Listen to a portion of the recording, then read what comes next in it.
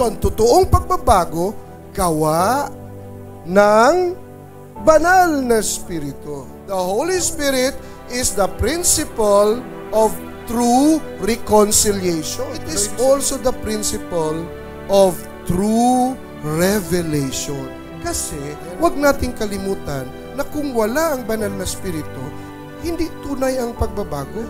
Can I really change others? It is by the power of the Holy Spirit that we can change others. Pwede tayong kasangkapan, pwede tayong instrumento ng tunay na pagbabago. Kaninong instrumento tayo? Instrumento ng Diyos. Pero pag sinabing pagbabago rito, Diyos lang ang meron.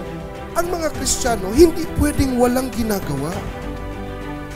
Lalo na kung may masamang nangyayari, may hindi tamang nangyayari sa harap mo, tapos Kristiyano ka, hindi pwedeng wala kang gagawin. Kasi yung gagawin mo doon, charity yun. To try to change other people, to desire to change other people, is a Christian duty. Si Santa Monica, hindi tumigil. Kasi duty niya na ipagdasal yung kanyang anak. Minsan gusto nating magbago yung kaisipan ng iba, magbago yung ugali ng iba para maging maayos tayo rito. Minsan nga pinagdarasal natin, sana mawala na ito para maayos na kami. Ang hinihingi ko, yung mabago ang sitwasyon. Huwag kang titira, magsasalita o gagawa ng kung ano-ano hanggat hindi ka nagdarasal. Tayo, Lord, sana baguhin mo ito, pero turuan mo ako na maging kasangkapan mo para itong asawa ko, itong mga anak ko, itong kapatid ko, itong kapitbahay ko, ay mabago. It's difficult. Accept them as they are. Kasi, kailangan tanggapin muna natin. Do not forget love, di ba? Love should always be the background. Love should always be the source. Pagmamahal lang ang talagang makakapagpabago. Share the gospel or Jesus to them. Pag-usapan natin si Jesus, kaya-kaya ni Lord yan. Inspire and encourage. Sometimes, the change that other people needs is only education.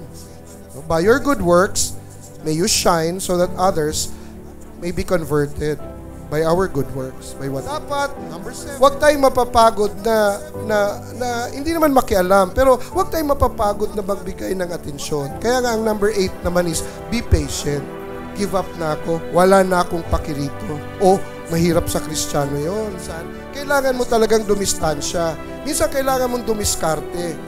Kasi minsan akala natin, pagbigay ka ng bigay, love yun. Oh, hindi Kaya tingnan mo mga bata ngayon, pag hindi mo binigyan, hindi na sila love. Saan mo nakuha yun?